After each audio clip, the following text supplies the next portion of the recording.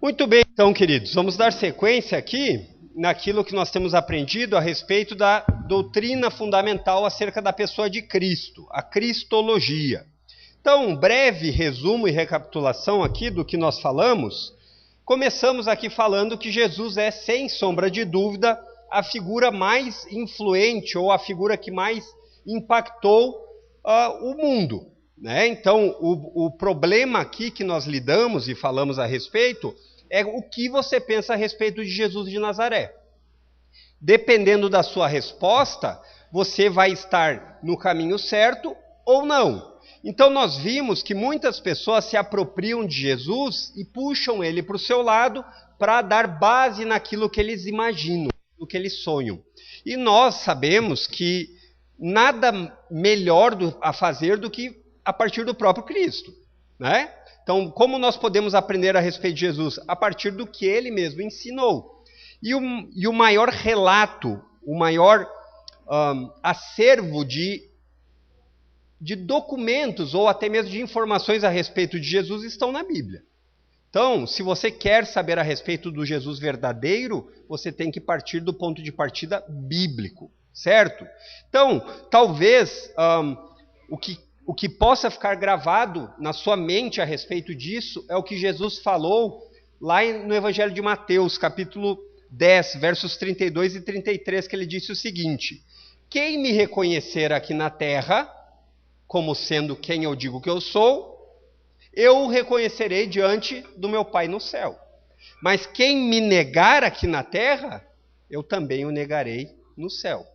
A ideia é, a perspectiva que você tem de Jesus vai fazer a diferença para onde você vai passar sua vida eterna. Mesmo aqueles que não acreditam vão viver eternamente. Isso é ponto decisivo, não tem o que fazer. A diferença é que muitos desses vão passar uma eternidade em sofrimento. Então não é um assunto bom de falar, porque ninguém gosta de falar sobre sofrimento, dor eterna e todo esse tipo de coisa, mas é o que Jesus falou. Então, em resumo, é o seguinte: qual é a maior verdade a respeito que você precisa ter de Jesus? Se você não entender que Jesus é Deus homem, que veio à Terra com o objetivo de salvar pecadores, sua vida eterna está comprometida. Por mais sincero que você seja, cada um acredita do jeito que quiser. Não é o que o próprio Jesus afirmou, certo? Se fosse, ótimo, né? Todo mundo estava tranquilo, mas a Bíblia não relata dessa forma. Então, a maneira como nós lidamos com a pessoa de Jesus Cristo vai fazer diferença eternamente, certo? Falamos a respeito aqui que esse foi um tema tratado nos primeiros séculos da igreja cristã. Lembram? A respeito da humanidade de Jesus, a respeito da sua divindade, ou em outras palavras, a respeito da pessoa de Cristo. Por quê? Porque nós temos em Cristo algo que é um mistério para nós. Por que é um mistério? Porque nós não somos divinos, nós somos apenas humanos. E Jesus, ele é Deus, e ao vir à Terra, ele se revestiu também de homem. Então Jesus, ele adquiriu uma natureza diferente de nós só temos uma. Então Jesus, quando veio à Terra, ele se tornou também homem. Não apenas Deus, mas Deus homem. E isso é de fato um mistério. Por quê? Porque nós não conseguimos explicar ou entender nos seus mínimos detalhes. Não é verdade? Como nós devemos proceder aqui para não cairmos em tentação? É irmos longe demais. Então vocês percebem que os concílios que nós estudamos semana passada, eles demonstravam pessoas que não eram ateus, né? Não eram pessoas que não acreditavam, mas eram pessoas que queriam dar explicações humanas e acabavam indo longe demais. Então por isso que nós, como crentes, temos que ir até onde a Bíblia vai. E se você for questionado com algo que a Bíblia não diz, sabe o que você fala? Não sei. Não sei a resposta. Então você tem que estar preparado para ser humilde e dizer, olha, existem muitas coisas que eu não tenho a resposta. Mas isso não quer dizer que a Escritura não nos dê direção, certo? Então, hoje, a ideia aqui falamos a respeito que Jesus tem quantas naturezas? na aula passada? 2. E quantas pessoas há em Jesus? Uma pessoa, 2 naturezas. Sem mistura, sem confusão, sem algum tipo de transformação no sentido de que a divindade absorveu a humanidade, ou a humanidade... Não. Esse é o mistério. Nós não conseguimos explicar isso da maneira como nós gostaríamos. Por quê? Porque nós não temos o intelecto capaz para isso. Porque nós estamos falando de Deus. Certo? Então, como nós fazemos? Vamos para a Bíblia. E aí, com a Bíblia, nós vamos ter aquilo que a Bíblia fala a respeito da humanidade e aquilo que a Bíblia fala a respeito da divindade. É isso que nós fazemos. Então, nós não precisamos escolher um em detrimento de outro. Por quê? Porque muitos textos vão demonstrar a divindade e muitos textos vão demonstrar a humanidade. O que nós fazemos? Sobrepomos? Não. Ficamos com o texto naquilo que ele está explicando.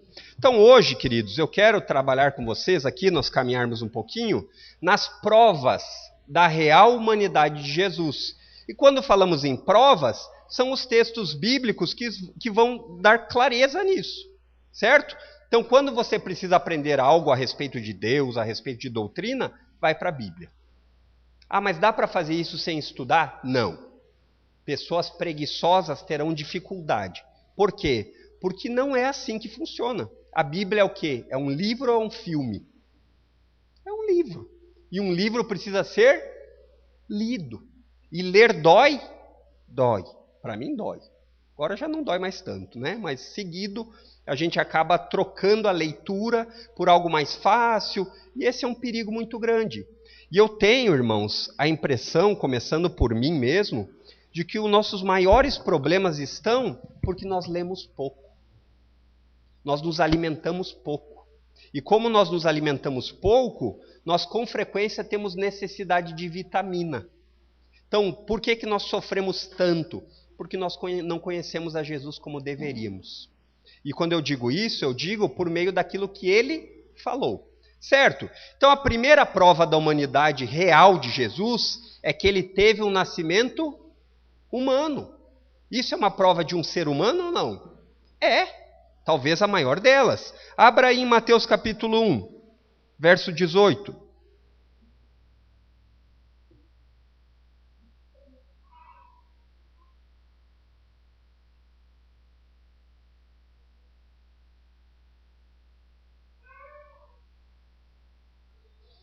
O texto bíblico diz assim: foi assim que nasceu Jesus Cristo. Maria, sua mãe, estava prometida para se casar com José. Antes do casamento, porém, ela engravidou pelo poder do Espírito Santo. Mas você percebe que, embora a maneira que Jesus foi concebido, foi gerado, tenha sido sobrenatural, o seu nascimento foi de uma maneira humana, né? Então você percebe aqui claramente uma prova da humanidade de Jesus. E se você quiser andar um pouquinho mais e já guardar, você pode pegar o verso 21 e guardar para a meditação de Natal mais para frente. Então, quando nós falamos do nascimento de Jesus, falamos da real humanidade. Mas aí, o verso 21 diz o objetivo que Jesus nasceu. Ele diz lá no verso 21, ela terá um filho e você lhe dará o nome de Jesus, pois ele salvará seu povo dos seus pecados. Então, você percebe duas coisas aqui para uma meditação de Natal. Deus tem um povo e ele é aquele que reconhece os seus pecados. Mas eu não tenho pecado. Bom, o texto de Mateus aqui não concordaria com essa afirmação. Agora pule lá para Romanos capítulo 9.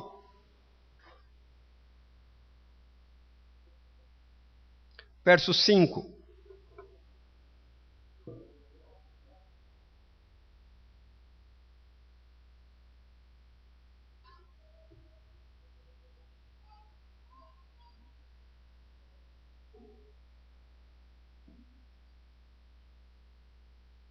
Esse texto aqui é um texto que vai dar bastante conversa quando nós chegamos lá para expormos.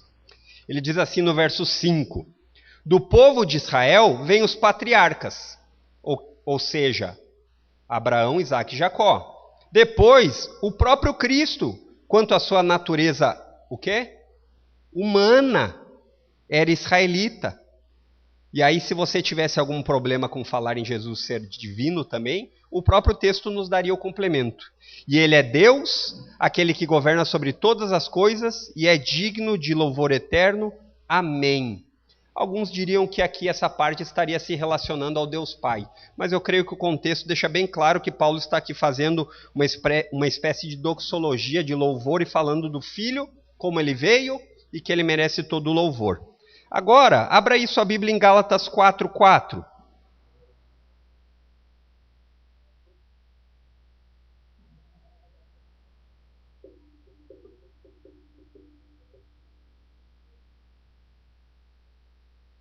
Ele diz assim: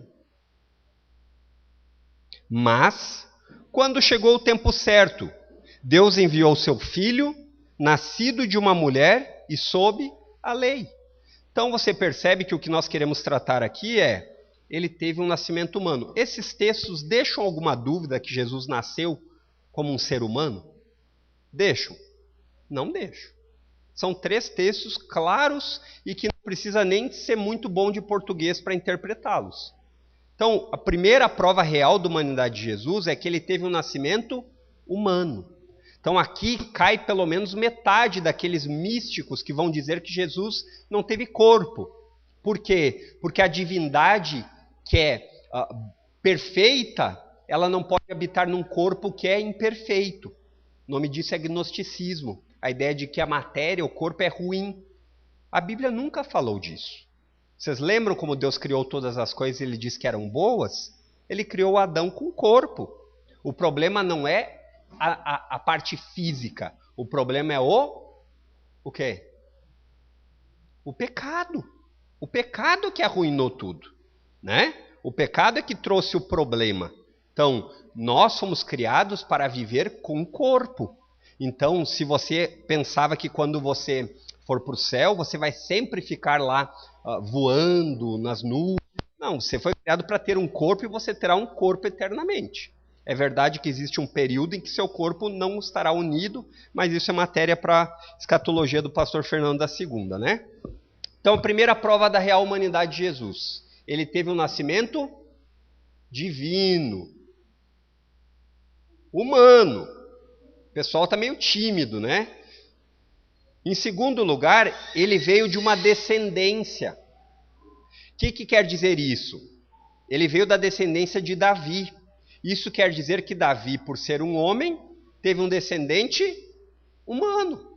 Abra aí sua Bíblia em Lucas, capítulo 1.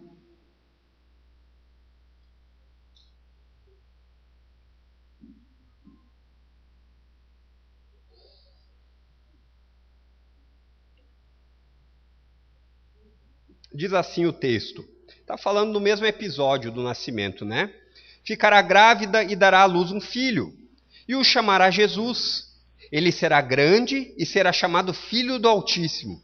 O Senhor Deus lhe dará o trono de seu antepassado Davi, e ele reinará sobre Israel para sempre. Seu reino jamais terá fim.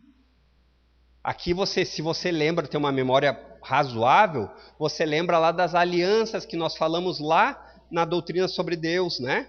Então existem algumas alianças que Deus fez que elas são incondicionais. E o trono de Davi é um desses. Então você percebe aqui que existe aqui uma sequência humana, né? Embora algumas pessoas possam querer alegorizar esse texto, a ideia simples do texto aqui é que existirá um tempo em que Jesus reinará sobre a terra, sobre Israel. Isso já aconteceu?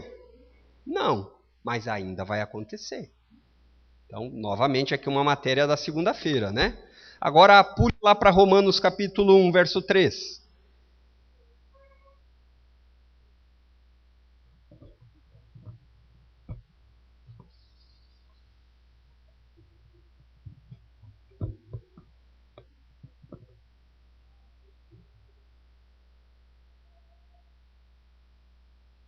Aqui vocês devem lembrar, o apóstolo Paulo começa falando a respeito das Escrituras. E aí ele diz assim: elas se referem a seu filho, que como homem nasceu da linhagem do rei Davi, e aí ele vai continuar dizendo, e quando o poder do Espírito Santo ressuscitou dos mortos, foi demonstrado que ele era o Filho de Deus. O que eu quero trabalhar aqui, a ideia, é a prova da real humanidade. E fica claro isso, né? E por que é importante essa ideia da descendência? Ela não é jogada no vácuo. A ideia de descendência, ela vem desde o tempo de Israel e ela vai seguindo. Isso é importante, por quê? Porque existe uma história harmoniosa. A Bíblia, ela, se você começar a lê-la, talvez você tenha alguns problemas no começo. Existem, principalmente no Antigo Testamento, alguns trechos que você, por não conhecer a história, talvez fique um pouco desconecto, mas isso na segunda, na terceira vez já começa a melhorar. Mas você vai notar que existe um enredo, um plano de salvação de Deus que passa desde Adão, Gênesis, até Apocalipse. E você vai perceber que nesse plano as coisas não são colocadas de maneira que não existem na terra, no tempo, no presente. Você vai vendo as coisas acontecendo na história. E porque Jesus viveu na história, morreu e ressuscitou da linhagem de Davi, nós podemos saber que ele irá voltar. Essa é a lógica que o apóstolo Paulo faz em Romanos. Ele parte de uma lógica de fatos reais.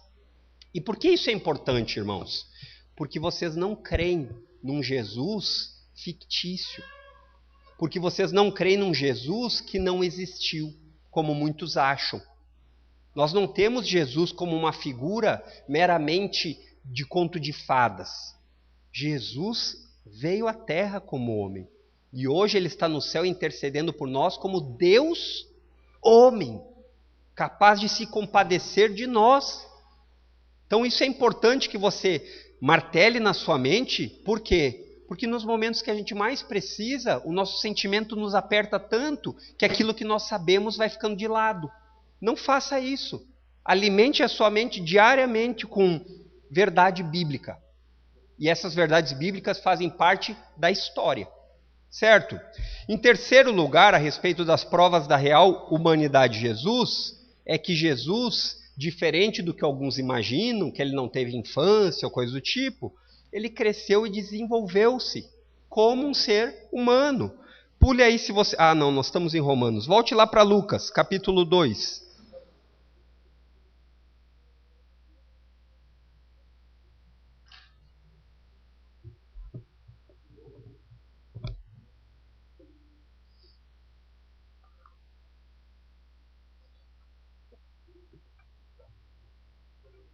O texto diz assim no verso 40. Ali o menino foi crescendo, saudável e forte. Era cheio de sabedoria e o favor de Deus estava sobre ele. Esse é um relato da infância de Jesus. E aqui, onde existe um perigo muito grande, a Bíblia fala pouco da infância de Jesus. E muitas vezes nós corremos o risco, curiosos do jeito que somos, de querer preencher os espaços. E não tente fazer isso, porque se não existe informação para falar a respeito de como foi, todos os mínimos detalhes, se atenha àquilo que você tem. Certo? Pule aí para o verso 52 agora.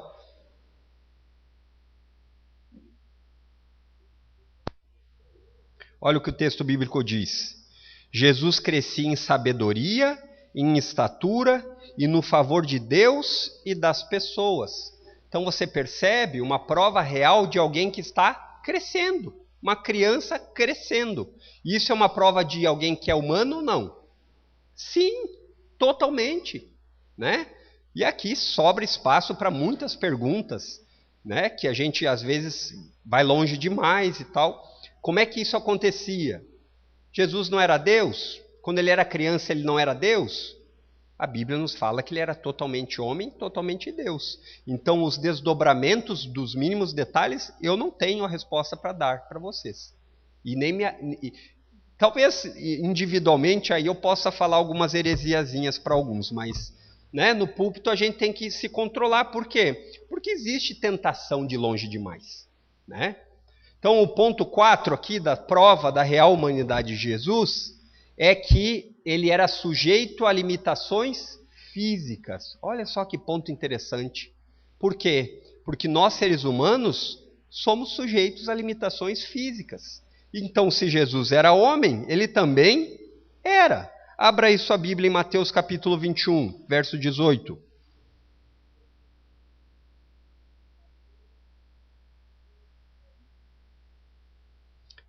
Verso 18.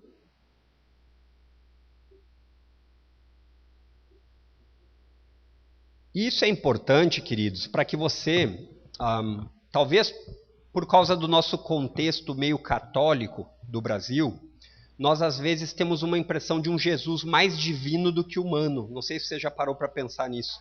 E a gente às vezes não percebe a ideia da humanidade, né? Então, não passa pela cabeça isso que nós vamos ler agora. Olha só o que diz. De manhã, enquanto voltava para Jerusalém, Jesus teve fome. Parece que não passa pela nossa mente Deus homem, Deus encarnado passando fome. Mas é o que o texto diz. Ele tinha limitações físicas. Fome é um sintoma de seres humanos. Agora pule lá para Lucas 22.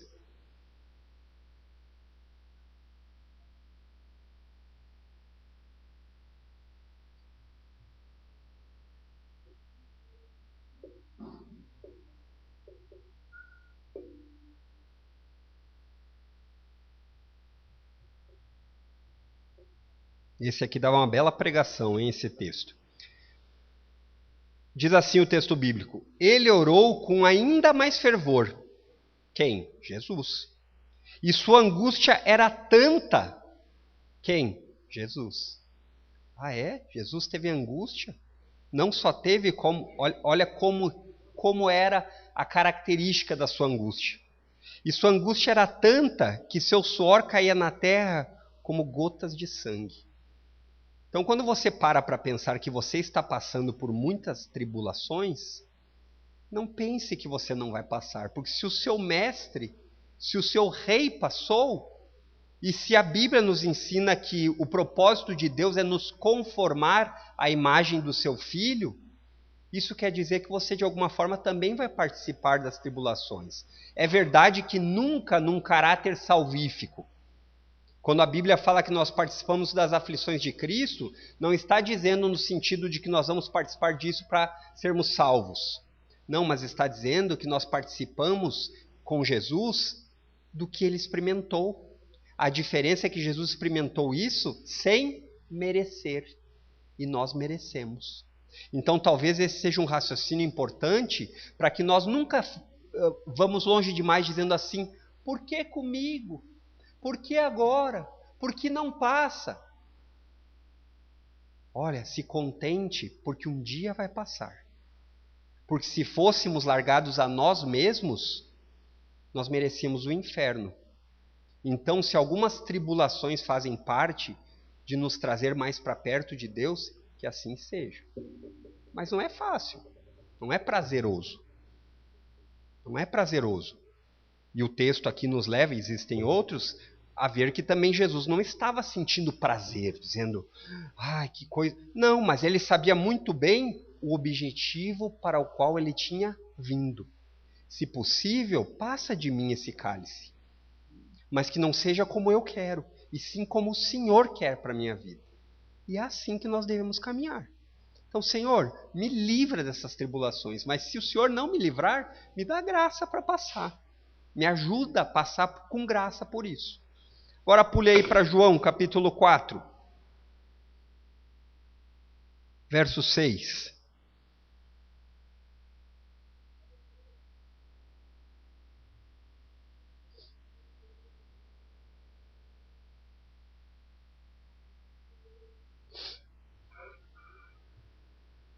Diz assim o verso 6.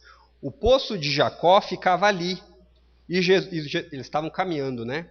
Estavam aqui indo para o povo de Samaria. E diz assim, o povo de Jacó ficava ali. E Jesus, cansado da longa caminhada, sentou-se junto ao poço por volta do meio-dia. O que disse ali? Jesus estava cansado. É verdade, irmãos, é verdade que até mesmo nas limitações físicas existia propósito. Se você segue continuando lendo o texto, você vai ver um dos encontros mais marcantes de Jesus no Evangelho de João, né? Com a mulher samaritana querendo água. Talvez quem teve a oportunidade de ver aquele seriado The Chosen deu para visualizar um pouco ainda melhor esse texto maravilhoso. Mas o ponto é, a real humanidade de Jesus era provada porque ele tem provas porque ele era sujeito a limitações físicas. Ponto 4. Agora o ponto 5, que é talvez o que resume tudo junto. Em que sentido? Em sentido que uma pessoa, um ser humano, ele tem corpo e alma, né? Nós não fomos criados para sermos almas penadas, almas que vagam por aí. Existem pessoas que ensinam isso. A Bíblia diz que nós não fomos criados para ser assim. E nem um corpo sem alma, né? Um zumbi, não. Então, os textos que nos levam a esses ensinamentos, você pode abrir aí a Mateus 26. Verso 12.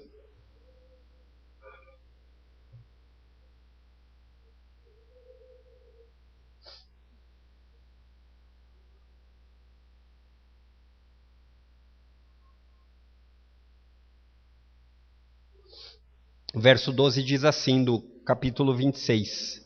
Ela derramou este perfume em mim, a fim de preparar meu corpo para o sepultamento. Então Jesus, aqui mais uma vez no texto, deixa claro que ele tinha um corpo. Então Jesus, e se os irmãos leram aquele anexo que eu mandei das heresias a respeito da pessoa de Jesus, lá você vai ver que existiam muitos ensinamentos, e ainda existem, mas não são coisas novas, começaram logo nos primeiros séculos, a respeito que dizia que Jesus não era humano, não tinha corpo. Eu falei um pouquinho já disso. Por quê? Por causa da ideia. Para proteger a divindade de Jesus, o que eu tenho que fazer? Tirar o corpo, que o corpo é ruim. De novo o gnosticismo. Aí se você parar um pouquinho e pensar, você vai ver que o apóstolo João, lá na primeira carta, ele trata a respeito disso. Ele diz o que nós vimos, o que nós apalpamos. Jesus veio, era homem, nós pegamos no seu corpo. Por quê? Porque existia muito esse entendimento de que Jesus era uma alma penada. Então ele era um espírito que parecia gente, mas ele não era.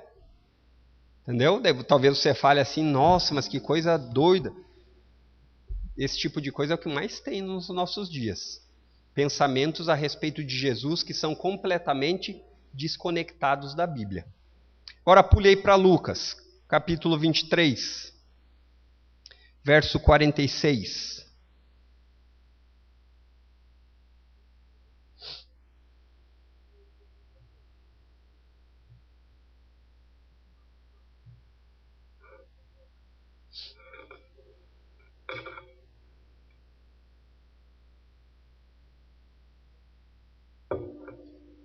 O relato do texto bíblico aqui está dizendo em que momento? Momento em que Jesus estava crucificado lá, né?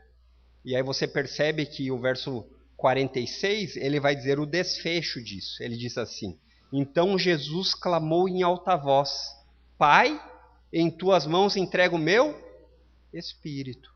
Então Jesus também tinha um espírito, alma. Poderia ser aqui cambiável, né? A ideia de que ele não apenas tinha um corpo, mas também tinha uma alma humana, um espírito humano, certo? Isso é importante que fique bem claro, porque dessa forma a humanidade de Jesus é inegável. É inegável.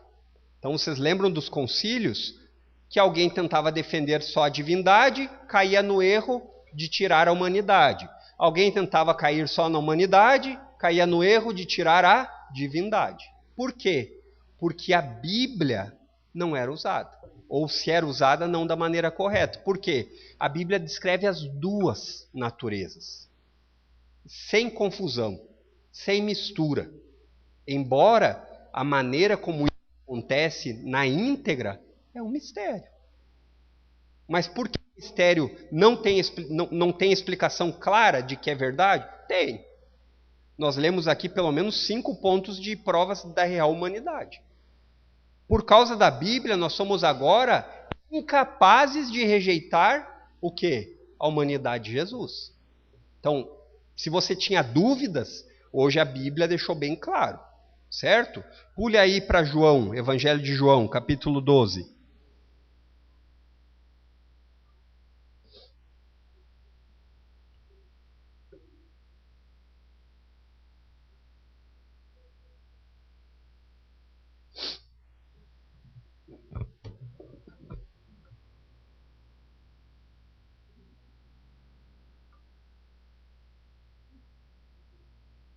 Evangelho de João, capítulo 12, verso 27, diz assim: Agora minha alma está angustiada. Acaso devorar? Pai, salva-me dessa hora? Mas foi exatamente por esse motivo que eu vim. Você percebe? Que se nós estivéssemos aqui nesse lugar, talvez a gente agiria diferente, né? Passa de mim esse tempo aqui. Porque um momento de dureza e sofrimento, ele de fato é pesado, né? Você já parou para pensar, quando você está rindo sobre alguma coisa, dando uma gargalhada bem boa, como passa num piscar de olhos?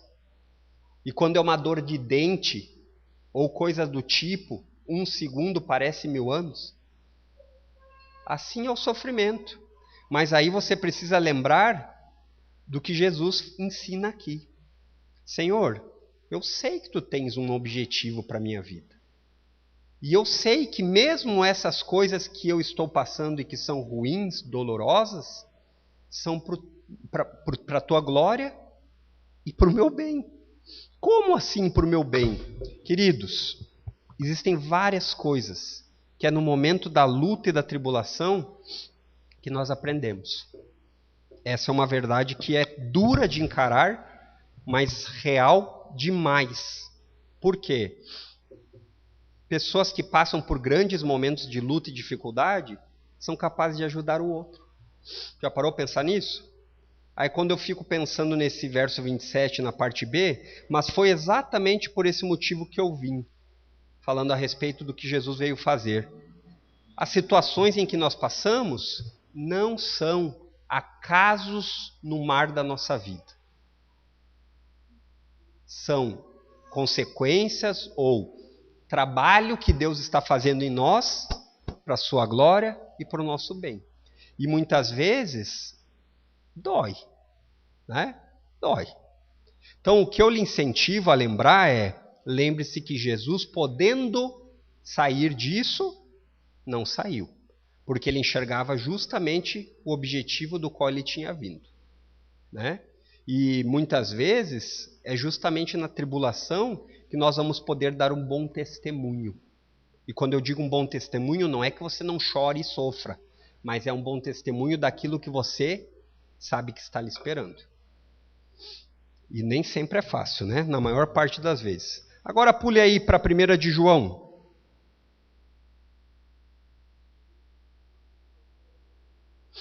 Capítulo 1, verso 1.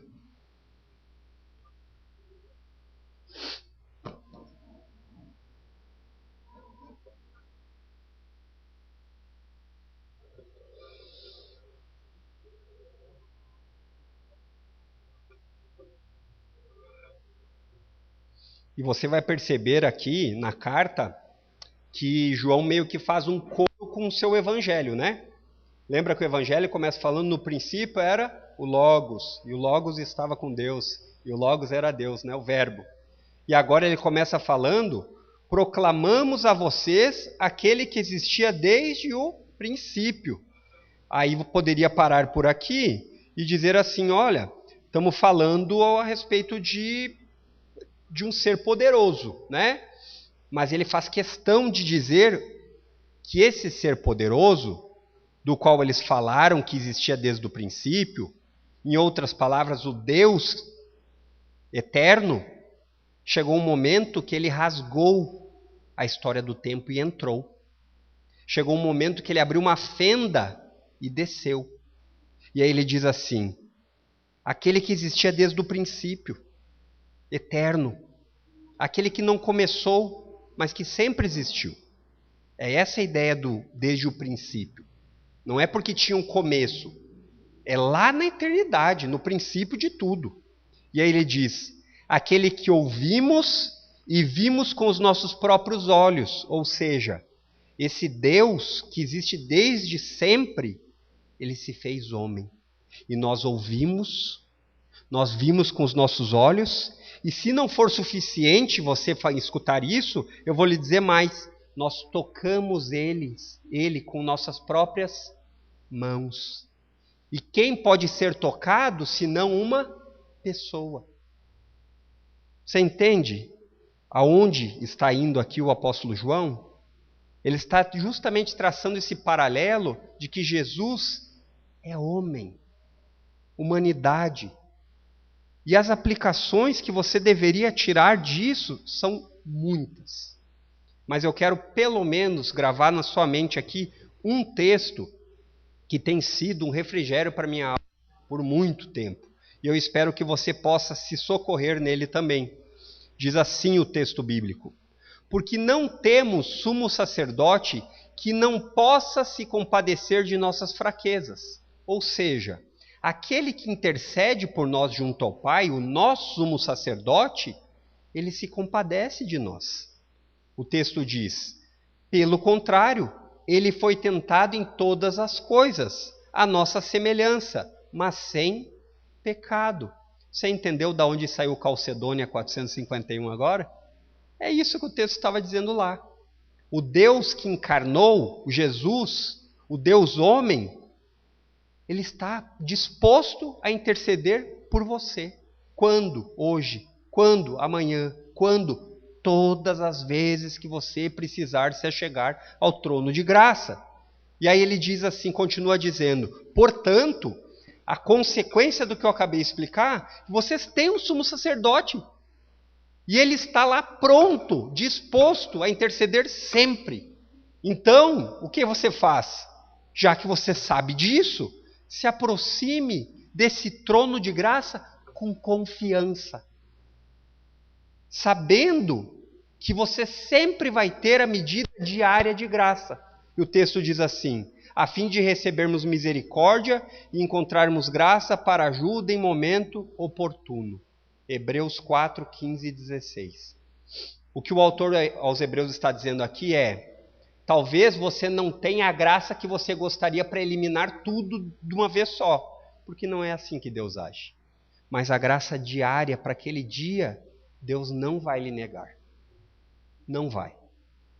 É verdade que se você é parecido comigo, às vezes você gostaria de que Deus lhe livrasse de todos os problemas já desse tempo.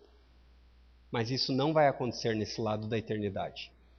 Os problemas todos eles vão acabar ou na nossa morte ou na vinda de Jesus antes que nós morramos. Prefiro que seja a segunda, né? Por quê? Porque esse tempo é um tempo de dores. Então não é porque você é crente que você não vai sofrer. A diferença é que você pode se achegar diariamente ao trono de graça. E isso só é prometido a você que está em Jesus. Qual Jesus? O Deus homem. Isso é importante que você grave. E quando você pensa nisso, você já parou para pensar em uma circunstância em que você pergunta para alguém a respeito de algo que você está passando e ela diz, eu já passei por isso. Não é confortante escutar? Para mim é. Quando eu chego para falar a alguém, nossa, tô com uma dor no pé assim, eu já passei por isso. Essa dor se resolve dessa forma. Dá um alívio. Você diz assim, pá, além de me ajudar, ele já passou pelo que eu passei. A diferença é que com Jesus, nós não temos um mero espectador dos nossos problemas, mas nós temos um médico que nos cura. Está percebendo a diferença? Ele não é apenas um amigo que senta do seu lado e chora com você, mas ele é um sumo sacerdote que age em seu favor. Então, sabe por que nós temos pouco de Cristo? Porque nós recorremos pouco ao trono de graça. Sabe por que nós nos atribulamos tanto? Porque nós recorremos pouco ao trono de graça. Sabe por que nós ficamos tão tristes, chateados e muitas vezes perdidos nesse tempo?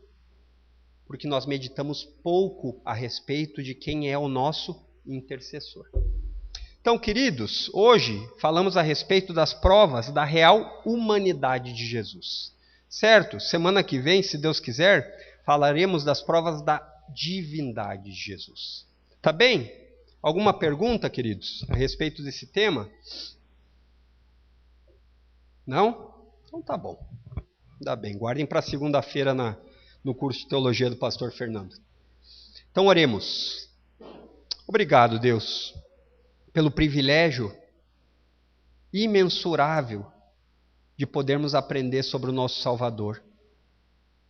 Pedimos que o Teu Santo Espírito nos ajude, nos dando olhos da fé para enxergarmos aquilo que a Bíblia nos ensina e podermos nos apropriar dessas verdades. Nos ajuda a lembrar que a nossa mente possa gravar esse texto que acabamos de ler, de Hebreus 4, que a nossa mente possa gravar, que o nosso coração possa ser alimentado e que cada vez mais a nossa devoção diária seja a partir dessa perspectiva, de que nós temos um fiel amigo que se importa com nós, que tem poder para mudar a nossa sorte e que muitas vezes nós não recebemos benefícios disso porque não nos achegamos ao trono de graça, implorando por misericórdia e por ajuda em tempo oportuno. Que o Senhor nos ajude a sermos perseverantes em oração. Por mais que nem sempre o Senhor nos ajuda e nos responde imediatamente, mas que o Senhor nos ajude a não esquecermos dessa ferramenta tão importante que o Senhor nos dá para falarmos contigo, que é a oração. Que o Senhor seja glorificado, inclusive nas nossas orações. E que dia a dia o Senhor possa nos auxiliar em meio a tantas tempestades desse tempo presente. É o que nós te pedimos em nome de Cristo. Amém, querido.